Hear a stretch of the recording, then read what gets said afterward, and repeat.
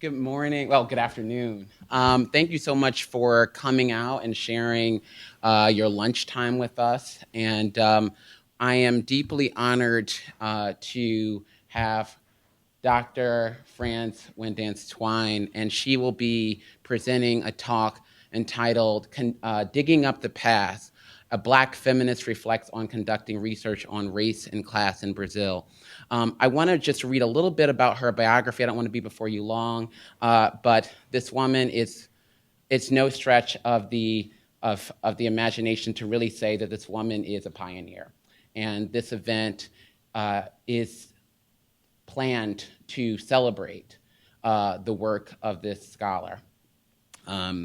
France Winddance Twine is Professor of Sociology at the University of California, Santa Barbara. She is an ethnographer, a feminist, race theorist, and a documentary filmmaker whose research focuses on multiple dimensions of inequality. Twine's research provides a case for the studies that provide a nuanced analysis of the intersections of race, class, sexuality, and gender inequality on both sides of the Atlantic.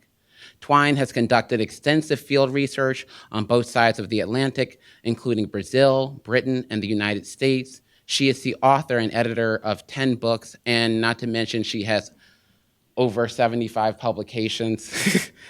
Some of them include the book that we'll be celebrating today, which was her first book, Racism and a Racial Democracy, The Maintenance of White Supremacy in Brazil, A White Side of Black Britain, Interracial Intimacy and Racial Literacy, Geographies of Privilege, Outsourcing the Womb, Race, Class, and Gestational Surrogacy in the Global Market, Girls with Guns, Firearms, Feminism, and Militarism. So her contribution extends, her reach is beyond what we can really speak to today.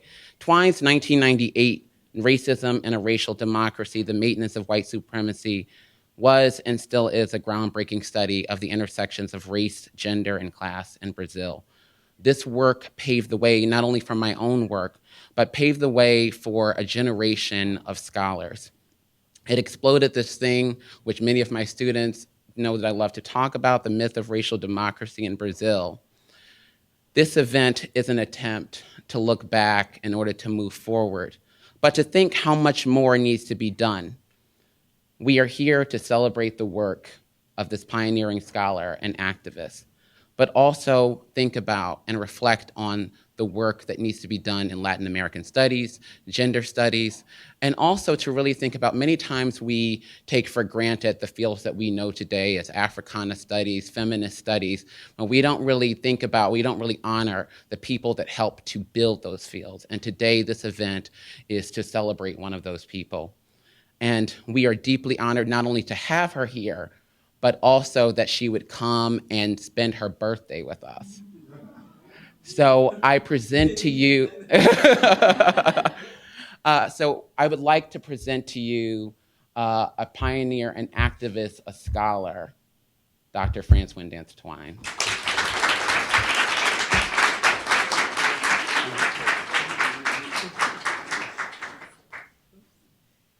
Oh my God, I'm so embarrassed. I have a feeling that many of you weren't even born when I went to Brazil. So I'd like to start just by thanking Professor Lamont Edu for bringing me here. It's such an honor to be back here. I had the privilege of meeting John Hope Franklin about 5 years before he passed away. I was able to have several lunches with him when I taught here at Duke in 2004 and 5. So it's really an honor to be here in this space and to honor John Hope Franklin. He was an amazing person. So I would like to start, I want to start by giving you a little bit of historical context.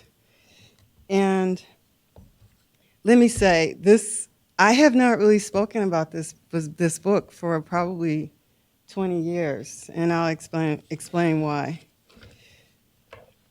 Okay.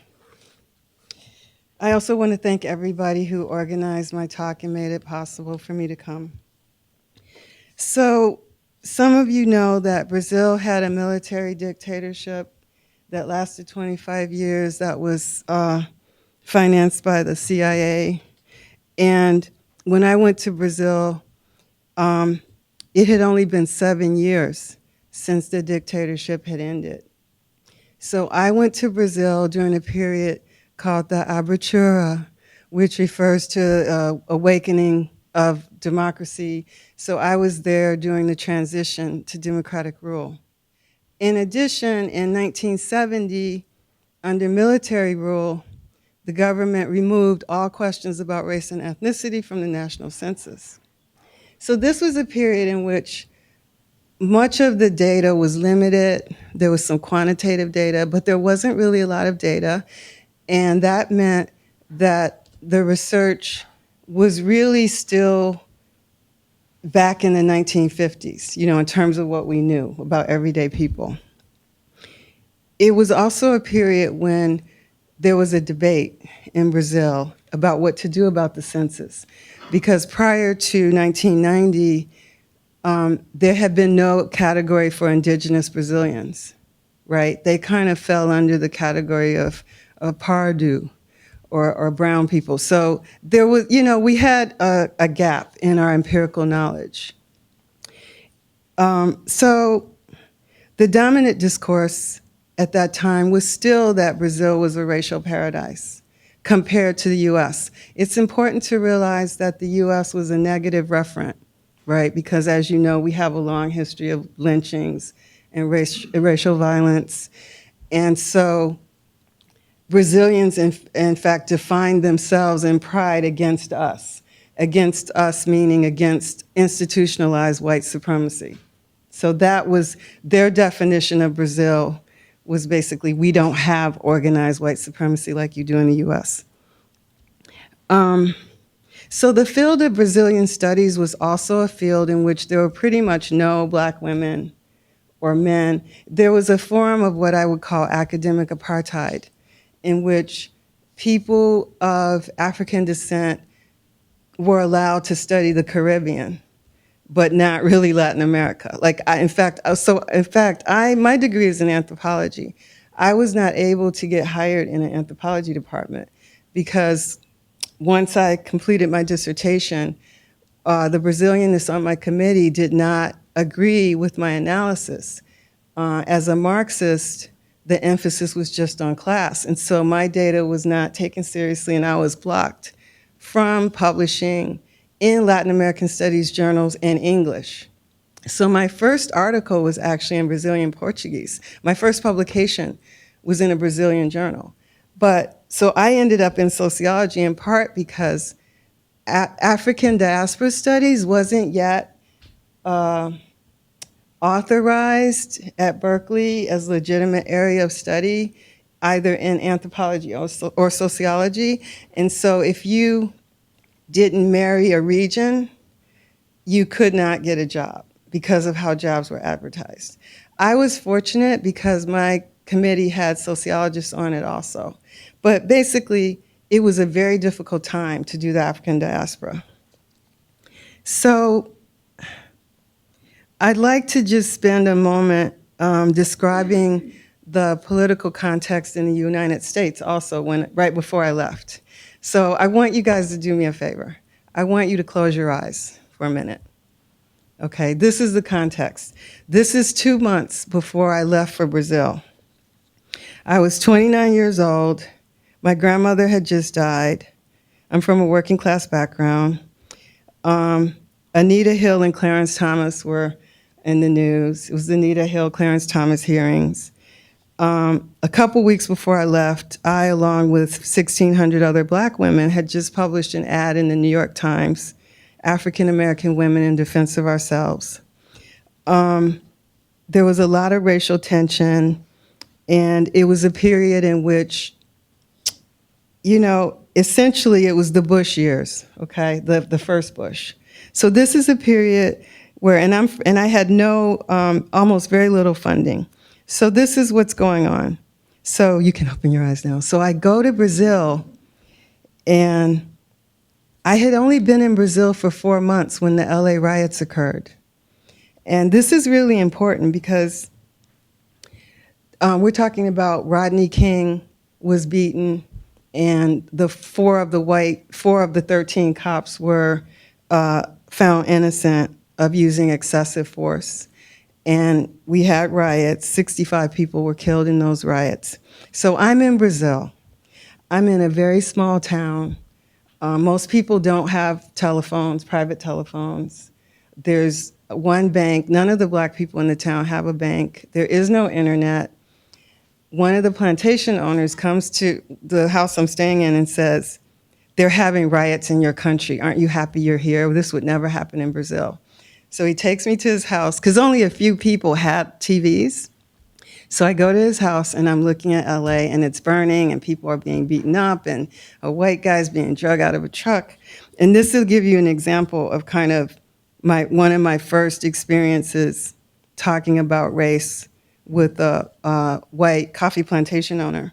So he says, "Look at this, black people, out of control." He said, "This would never happen here."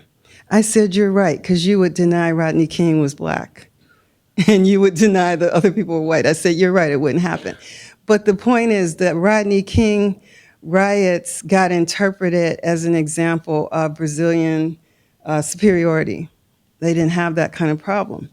So then I got into a big debate with this man about, well, I notice most of the people in prison who are incarcerated are black or brown. But it was an example of how whenever the United States came up, it was a negative referent. So I want to shift now to how my gender and racial and class status shaped my research experience. When I was in Brazil, most people thought treated me like a native Brazilian. I didn't look that different from many of the women who were domestic workers, servants, cleaning the homes of the people I was interviewing. So a couple things happened. First, Brazilians in this small community that I was in projected a biography onto me. They had to make sense of my presence in this town, because I was the only, me and my former husband were the only North Americans there. And it was a coffee plantation town that was about 7 hours by bus from the city of Rio. So the biography that was constructed about me was that I was passing as a North American, that my father was a white Brazilian who had gotten my black mother, who was a servant, pregnant, and they had sent me away to the United States to protect the family from shame. I'm not kidding. This is like, because at some point, and what was really interesting also is I didn't have any children, so I was with children a lot. And the children understood that I was a researcher, but the Brazilians in the town didn't. So even though I was paying this family, I had very little money, but I was paying them the equivalent of $600 a month, which at that time was a lot of money in Brazil. Like, they were able to build another house. But even though I was a researcher, I was still expected to do domestic chores and get up and cook and clean. And then when I stopped refusing to do that, they said that I had to pay someone to do my laundry, that I had to pay another woman to come because I wasn't doing my share of the chores, right? But what was really interesting is that I would, each morning get up. I was trying to learn new words because, unfortunately, I had learned Portuguese from a German Brazilian at Berkeley. I didn't realize that this was really important. So at Berkeley, the person teaching Brazilian Portuguese was actually of German ancestry, and she taught a different dialect. And the town that I went to was mainly Italian Brazilians, right? And many of them weren't literate, so my dictionary was useless, right? And so every morning I would get up and I would learn some jokes, and the children would teach me the proper way to say something offensive. And I was working on my accent because I didn't know certain things that I thought were normal to say were sexual, but I didn't know it. And so you don't really want to say something sexual and not know it if you're interviewing a married man. So the children understood that I was a researcher. But what would happen is I would go along. So I lived with a family of 13, and one of the women in the family was 9 months pregnant when I arrived. So I ended up basically taking care of her 3-year-old, right, becoming the aunt. So everywhere I went, people just thought that my partner was the researcher and that I was just there as an assistant. And so they didn't take it seriously. So people would say these really racist or sexist things in front of me, and I'd be taking notes. And the children would say, they didn't really mean that. And then they would say to the Brazilian adults, she's writing down everything you're saying. But so one of the advantages of looking like a Brazilian was that people really didn't censor. I mean, I really was getting the authentic Brazilian experience, and which I think was different from some of my classmates at Berkeley. So the fact that I was treated like a native Brazilian, I feel, gave me some really important insights. And as I've said, I was also expected to conform to a gendered labor hierarchy of domestic work. So there was a lot of tension around my gender norm transgressions. And I think that it was very difficult for some of the people in the community to deal with me because I was basically, just by existing, was transgressive. After my 4th month, I realized that I needed to always travel with 1 or 2 children because that was a way that could protect me from some forms of sexual assault. Because children are witnesses, and I was always presumed to be a domestic servant when I was, alone or with kids. And so domestic servants are routinely raped and assaulted in rural areas.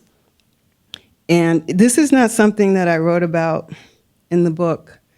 There are a lot of things that aren't in this book that I felt either unable to write about or just, it was already difficult to get this book published. So there are forms of censorship that I engaged in because first of all, I did not want to reinforce stereotypes, but also I just had a hard time processing some things. So I think that if I were writing this book today as a tenured professor, it would be a different book. And I want to, for a minute, say that one of the areas that I think Professor Edu is contributing to is this history of sexual violence. We really, really need more work on that. That is a routine part of being a woman in Brazil, of any background.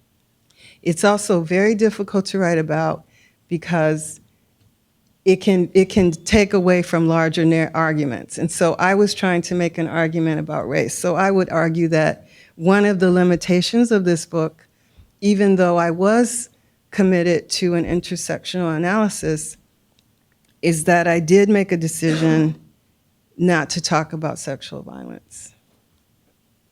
So another way that my racial and class position really shaped my experiences was that I was often, so I had to go to Rio once a month, okay? Because I couldn't change money. I couldn't change American currency in the town I was in. They didn't have a bank that would handle that. And I couldn't keep too much Brazilian money because of the inflation rate, because I would lose value. So every 4 weeks, I took the bus 7 hours one way to Rio, and I would go to the Museu Nacional, and I would get some books out, and I would change money. Because like I said, I didn't want to hold too much money on me. And one of the things that happened is I got to know some of the white Brazilian scholars in Rio, and most of them were very, very kind and supportive. But one of the things that would routinely happen when I would go to visit them at their homes is I would always be asked to enter the building through the service entrance. And some of you who've been to Brazil know the architecture of oppression. It's not unlike the Jim Crow era in the United States. There was a separate entrance in the back or the side for servants. I was always presumed to be a servant in the city of Rio. I was always asked to go through the back door. And, and these are usually Black people or mixed race people asking me to do this because they're like managing the buildings. So I was always reminded, of my place on that color spectrum. The other thing that happened to me routinely was that, so when I was in rural Brazil, I was always assumed to be Brazilian. But when I went to Rio, and I was at the Museo Nacional or one of the stores, I was assumed to be a foreigner, usually from France, which tells you there were no Brazilians of my color at these institutions, right? So it was a very kind of schizophrenic experience because so the situation where I was spatially, or depending on the class configurations of the building, I would be assumed to either be a working class domestic Brazilian or a foreigner who was the legitimate or illegitimate daughter of someone white. And so I was always having to negotiate, where am I today at this point on the spectrum? And then how does that shape, how do I translate that knowledge or into something, how does that help me understand what ordinary Brazilians are dealing with, right? Because I didn't actually go to Brazil with a rigid set of questions. I went to Brazil because my first dissertation project didn't receive approval. So, okay, guys, I'm revealing a big secret here now. So my first project that I wanted to do is I wanted to go to the Southwest, and I wanted to study Black Native American relations. I wanted to study a social space or an institution where whites, Blacks, and Native Americans shared the same space but used it at different times. So I was really interested in that, like going to Arizona or New Mexico, or I was at first going to go study the Black Apaches, but I didn't get approval, so I had to find another topic. So I thought, okay, where can I go that's similar to the US, where there's a large population of African descent, where they had slavery, where they had a lot of European immigration? So that's how I chose Brazil.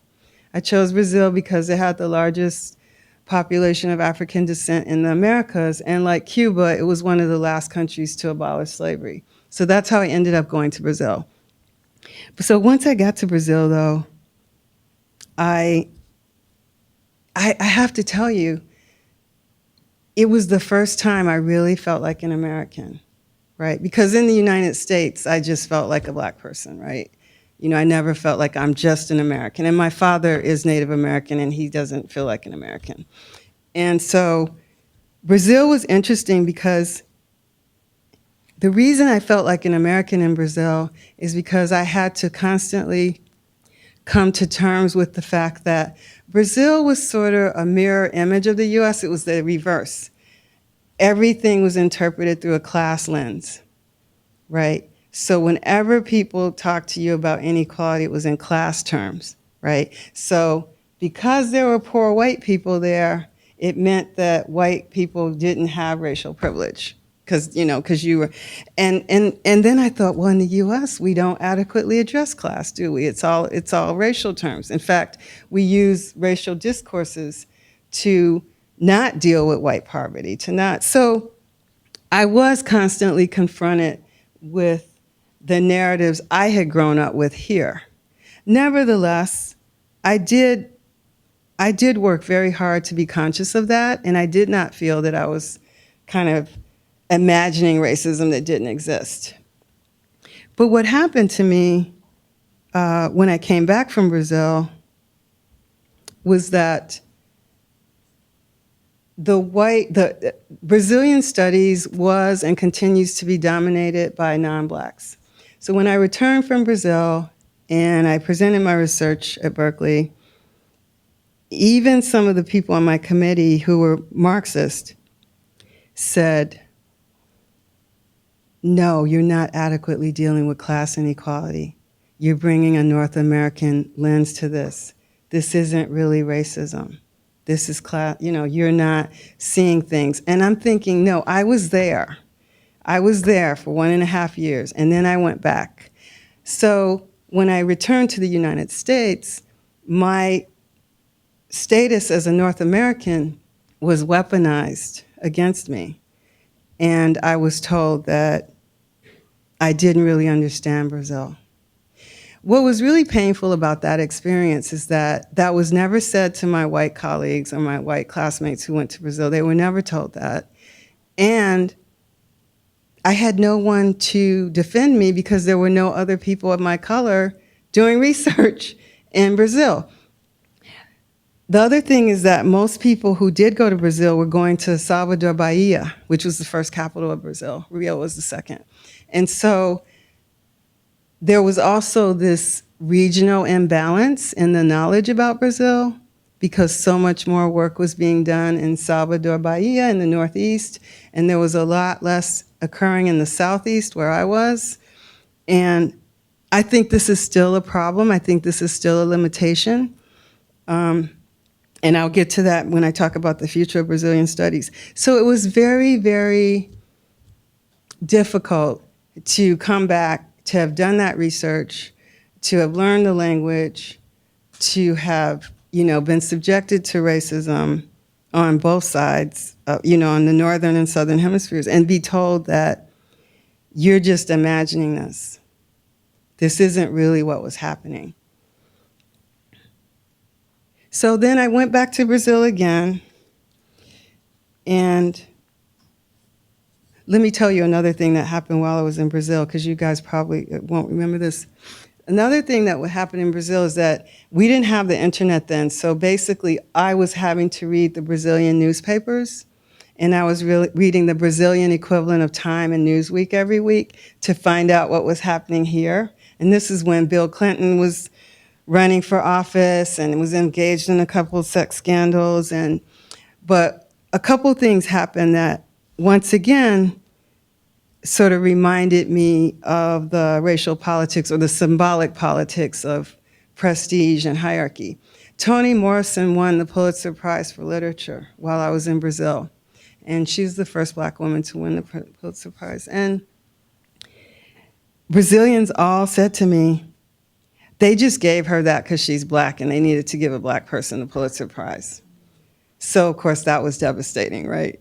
But so things like this would happen, right? Every time a Black person would get an award that wasn't in sports, they would say to me, the Americans are just trying to clean up their image, right? So, what are you going to say to that? So these little things were like happening throughout my time in Brazil. And I guess one more example that I'd like to share with you is I really made an effort to interview elite white Brazilians because I really wanted to have the perspective of everyone. So I made an effort to go to a number of plantations. And when I say plantations, I mean plantations, okay? And in fact, one of the plantations I went to, they actually had a relationship with the Pope. They had like their own little chapel. And this is another recurring pattern that I don't think is in the book. I don't think I talked about this. So I'm sitting there with my tape recorder. Remember, it's the 20th century, guys. I'm from the 20th century. So I'm sitting there with my tape recorder interviewing a plantation owner. And his wife comes in and starts yelling at me in Portuguese because she thinks I'm the new empregada. So every time I went to do an interview after that, so I'm sitting there, she comes in, forces me to get up because she thinks I'm socializing when I should be working. Those were really interesting moments because in those moments, the racial democracy myth falls apart because what it means is that the only reason I would be in this house is if I were a domestic. There would be no other reason for me to be there, right? And they don't know anybody that looks like me, and I look like the sister of the empregada. So when that would happen, one of the children, once again, would run in, no, she's not a Brasileira, she's a North American. And then the shock, and then they would explain how they didn't really mean what they said. So, but this is like just an example of something that would not happen to a white researcher, right? And it really, because I'm not white, it meant that if people perceive me to be Brazilian, they're doing what they would naturally do without being censored. There's no, as Irving Goffman said, there's no impression management, right, if it's a Brazilian. So I really had the privilege of seeing on stage and off stage and backstage behavior, right?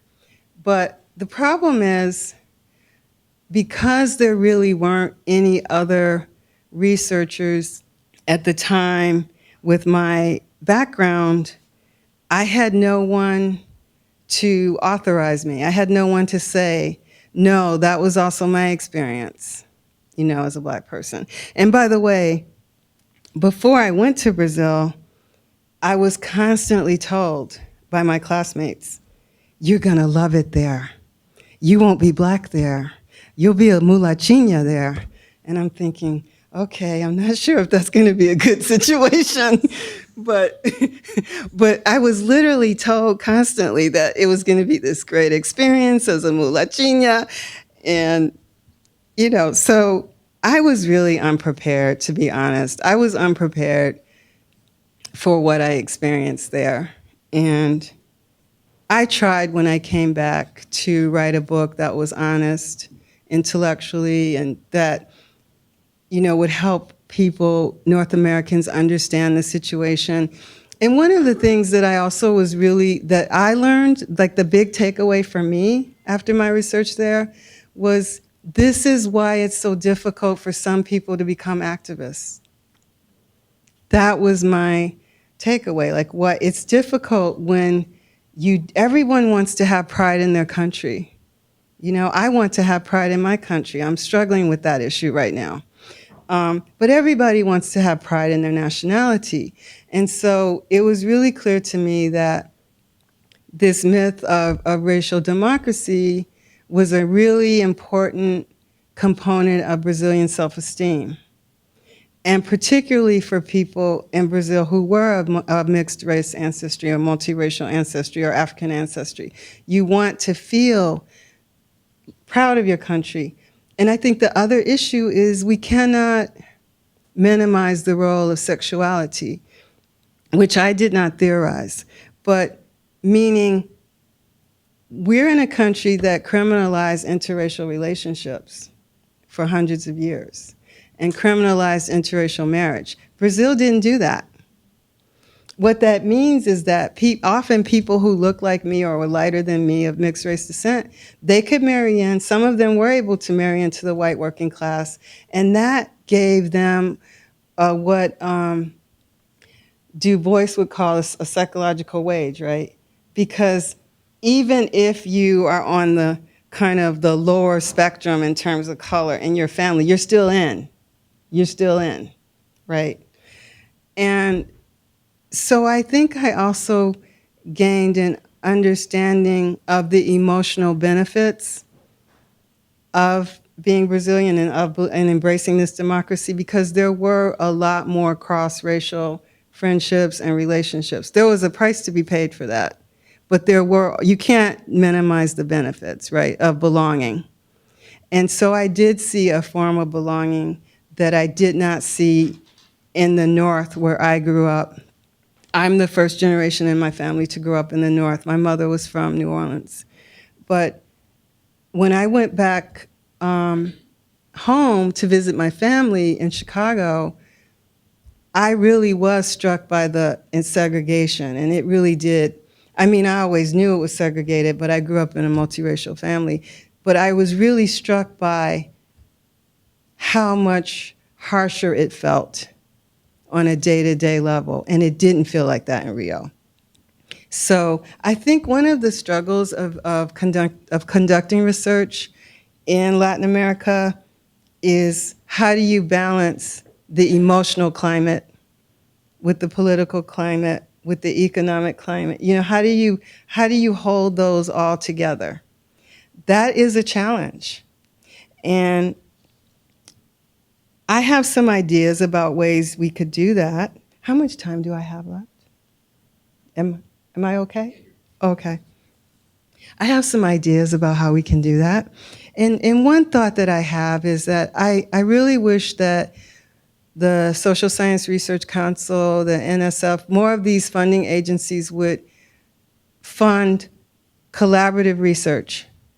You have 3 or 4 people, graduate students of different disciplines, different racial and ethnic backgrounds, going and doing a project. Because you're getting data, but you're going to get different kinds of data. Because, look, we're human. We're always evaluating people based on their age, their perceived gender, their perceived racial ethnicity. So I think that we really need to fight for more collaborative funding, because I think if I had been able to go to Brazil with some of my classmates, or I actually wanted to go to Brazil with a historian, but someone of a different discipline, a different racial background, a different type, you could get some really great data and not be doing it alone, right? So that's one suggestion I have, that we need to think about new funding mechanisms, and we should send people out in collaborative teams. I just think that would be a really, not only effective in terms of generating rigorous empirical research, but I think it would be a better emotional and social experience for that group. The good news is that, so I went to Brazil, I was alone in terms of racially and ethnically. There just weren't, I didn't know a single person of my background conducting research. There have, since I've returned, there have been in the last 15 years a number of really intellectually innovative and groundbreaking ethnographies published by Black female scholars. And it's really great, and I just want to call attention to a few of them, including one by a student of mine who I worked with on her MA, Elizabeth Horace Freeman. So I think, you know, if we think about the past 20 years, so my book was published 20 years ago, and 20 years later, Tiana Paschal, who teaches at UC Berkeley now, published a book, Becoming Black Political Subjects, which some of you may have read. And it was published by Princeton University Press, and she won 4 awards. And it's a really beautifully written book. And so I think her book is an example of the move forward. Her book, along with Keisha Khan Perry's book, which was published in 2013, Black Women Against the Land Grab, Kia Lily Caldwell's book, Negras in Brazil, Elizabeth Horace Freeman's, who also won several awards. These are examples of Black women in anthropology and sociology who are advancing our knowledge of Brazil and actually doing something really, really important, which is they're talking about political agency and citizenship. And I'm very, very proud of their work. So, but let's think about this, 20 years, 4 books. Not only that, we still have a problem. There are still a number of barriers. So as I said, I was actually, I didn't think I would be here with you today. I thought I was going to work for an NGO after I came back from Brazil. It was really clear that the Brazilianist on my committee would not write letters for me. I didn't even know if she would sign off on my dissertation. Fortunately, I had 2 Black men on my committee, and I had 5 people, but I honestly thought it was over for me in the academy. I was not, you know, I got a lot of negative rejections from publishers because the reviewers were all against me, because they were all invested in the myth of racial democracy, and they felt like I wasn't adequately, I was basically doing something that was not orthodox. Fortunately, I did get a job. My first job was in international studies and women's studies at the University of Washington. But the point is that there are a number of grad students who drop out, who leave, who don't keep going, or who end up in exile. So I consider myself someone who has been in exile from Latin American studies. I never went back to do more research. I did return to Brazil, but it was such a traumatic experience, right, to have to deal with these people who were just refusing to take seriously these arguments. So I think one of the problems that we still have, we have gatekeepers. We have a lot of non-Black and people who, for whatever reasons, are invested in a certain narrative. And these people they're decision makers. They make decisions about what gets published in journals, what gets published in books, who can get hired for jobs, how jobs are defined. So this is a problem. If we look at the women, you know, with the exception of, I mean, Tiana's fine, she has a job at Berkeley, but notice very few of the Black women writing get jobs at the top research ones, and they tend to be in interdisciplinary studies, a lot of them, right? You don't have as much power. I totally support Africana studies and Black studies, but there is a hierarchy in the academy. And that hierarchy privileges the disciplines that are not interdisciplinary, right? Right, you know, let's think about Foucault. What do disciplines do? They discipline us, right? I mean, we're disciplined, right, by our discipline, right? So we have a problem, and we have a number of barriers that people have to jump over. And often, if you do jump over those, you end up very wounded. And I think the reason I'm not as wounded is that I just walked away and I went to another region. The other issue, though, for me is that I was never married to Latin America. I really was interested in working in multiple contexts, right? I really wanted to go to Europe. I'm now going to be going to South Asia with a colleague. So I really was not a good girl in the sense of I was too, what's the term I want to use? Promiscuous, intellectually. I was promiscuous intellectually. I didn't want to be locked down onto one landmass. I really was more interested in being able to move around. And that's also a problem. On one of my first interviews, I was interviewing for a job at UCLA in the anthropology department. And this is one of those. I have two interviews that were like the interviews from Hal, Princeton and UCLA. And what happened in both of those interviews was that I was told my work was not legible. And I thought, really? Why is it not legible? My work was not legible. It wasn't legible. So they couldn't get me. At the time I did these interviews, I had a book contract. I already was publishing, but I wasn't sure if I was going to stay in Latin America or like move around. And so that was weaponized.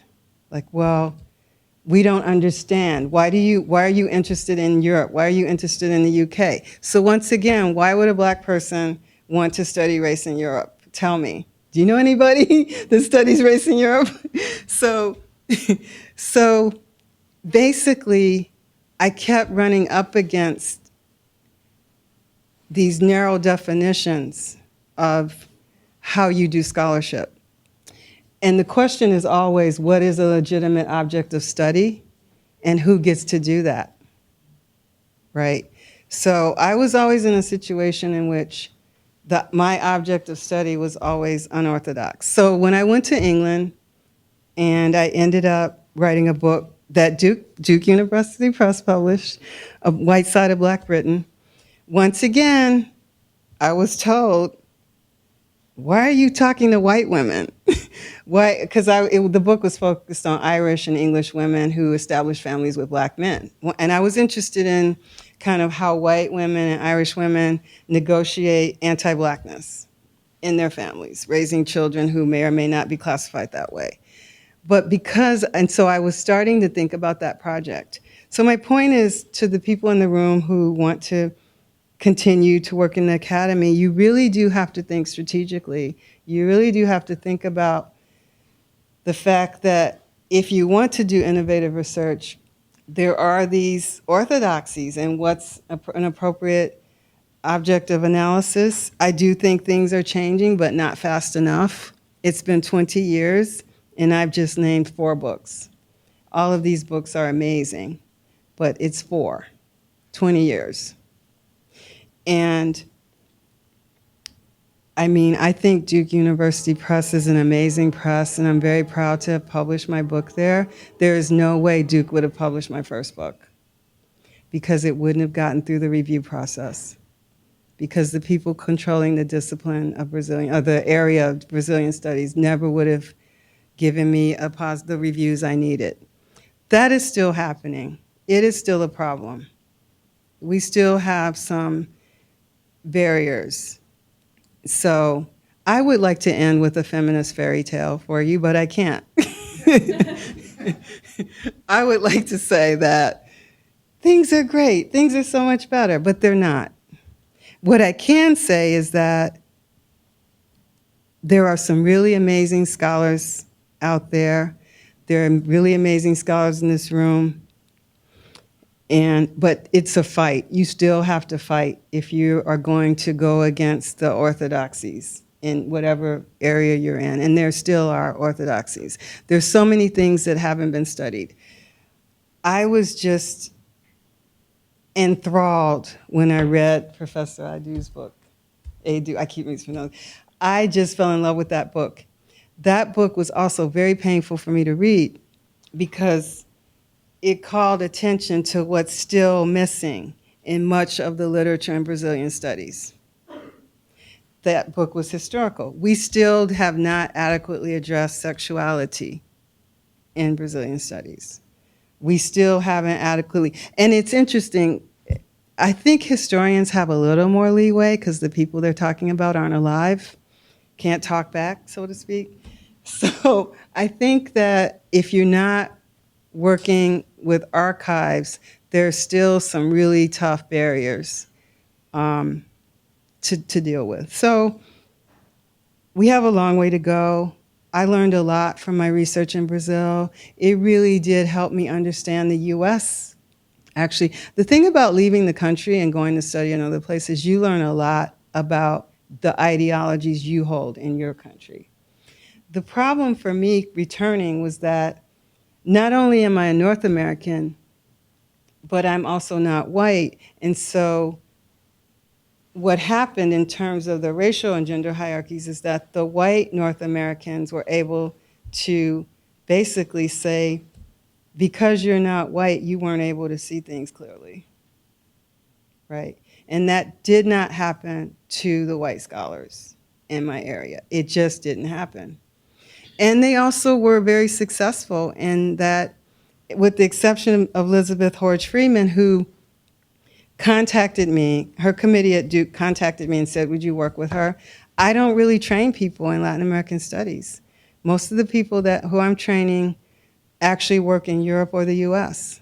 So I'm not really working with people in Latin American studies. And if I were, I don't know that I would be able to endorse them in the ways that they would need to get through some of these review processes, because I've just become too delinquent, you know. So can I end on that note?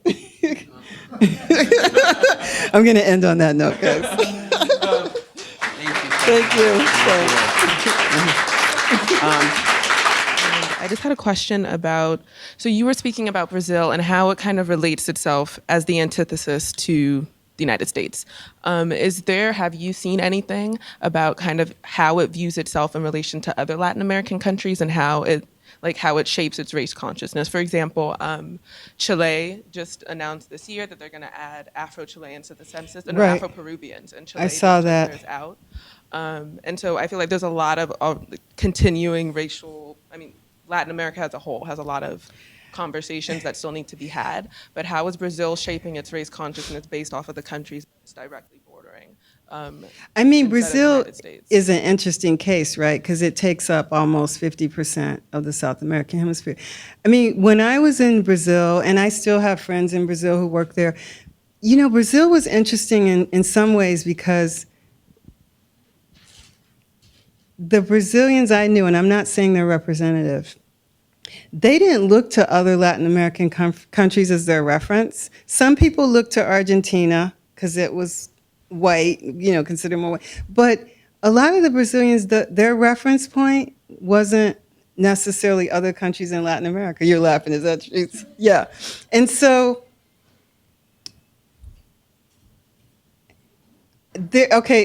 Some things have changed since I was in Brazil. For example, they do have affirmative action policies, and I think Brazilians really perceive themselves in some ways as better or different from other Latin American countries because they did have this myth of the racial democracy. They hadn't wiped out the entire indigenous population like Argentina, or right. And so once again, the racial democracy myth worked in their favor, and that they really both did and didn't see other Latin American countries as their reference point. The people whom I knew in the academy and in the government agencies, they really looked to Europe and the US more than the other Latin American countries. I'm not saying not everyone, but that I would say, and please feel like you can challenge me if there's someone in the room, but the US and Europe, particularly France, believe it or not, France more than Portugal, was their reference point. I think social media has been really fabulous in terms of, because one of the issues with Brazil was Portuguese was a barrier, because obviously we have a much closer relationship with the Spanish-speaking world. And so I think it's been fabulous. I mean, I have some friends right now who are at a conference in Brazil. So I think the issue of the Me Too movement, Black Lives Matter, I think social media has basically enabled Brazilians of different class backgrounds to get information that they couldn't afford previously. Because, when I was in Brazil, to buy a newspaper or magazine, that was actually unaffordable for a lot of working class people. They didn't have that type of disposable income. The internet is more available. I think it's enabled Brazilians to engage. It enables Brazilians who aren't academics and who aren't embedded in the academy to directly engage and communicate with their peers in North America, in other parts of North America. So I think it's been pretty positive. But it's also, the other problem though is the surveillance. There is a growing concern with that. But yeah, I think overall it's been positive, and it's kind of increased, it's democratized. I don't want to sound like I'm working for Facebook, because I don't. But I do think it's democratized access to certain communities. So my question was, I remember towards the end of your book, you had talked about the activism that was present and how mostly like the working class people didn't really involve themselves in activism. And when I thought of that, I thought it was like kind of a little bit different to how like I think of activism, especially in the context of the United States. And I just thought it was very interesting because of the way that Brazilian upper class and middle class people kind of benefited more from the white supremacist society. So why do you think that it was more likely for them to be activists rather than working class people? I was just writing about that rural community. I think what happens in some rural communities is the activists move to the city, to urban areas. So I don't think it's accurate. I think there was kind of a mini mass migration occurring. So a lot of people were moving to the urban areas. So that book reflected that particular moment, right? I'm not sure, I haven't been back to that town for about 10 years, but there's a rural-urban divide. And for example, there were people in the family I lived with who had members who had moved to the urban areas, and they were transformed by that migration experience to the city of Rio, right? So I think, when you're in a very, very small town, and I was in a community, remember this is before cell phones, it's before even if you had a phone, people didn't have cameras even. All of the communication technologies were controlled pretty much by the elite. Phones, cameras, so it's a very tough situation. So I think the people who became more active left. Does that make sense? So it's not that there was no consciousness, but I think there was a migration out at that time. So when you were interviewing these people, have you ever experienced someone who had like a social awakening, or who maybe thought about their own social status or their own place in society a little differently? In the interview? Mm-hmm. Not in the interview, but there were people who, because I was there for a while, right? There were people who, by the time I left, had shifted slightly in their positions by the time I left, so like a year and a half later. I think you have to remember those interviews were conducted in Brazilian Portuguese, and I had to translate them, so some stuff does get lost in translation, right? I'm not sure that it was possible for everyone who may have shifted to have explained that to me in that moment. Does that make sense? Because I'm like really one of the only people who's not Brazilian who's in the town. So I'm not sure I can adequately answer that question. Today we want to celebrate her, and Oh my God. and we want to wish her a happy birthday. So Oh everyone my can just stand God. up and wish her a happy birthday. Are you going to sing it in Portuguese? Thank you. Sing it in Portuguese. Okay, Julia, would you? Bem pra você nesta data querida, muitos anos da felicidades. Thank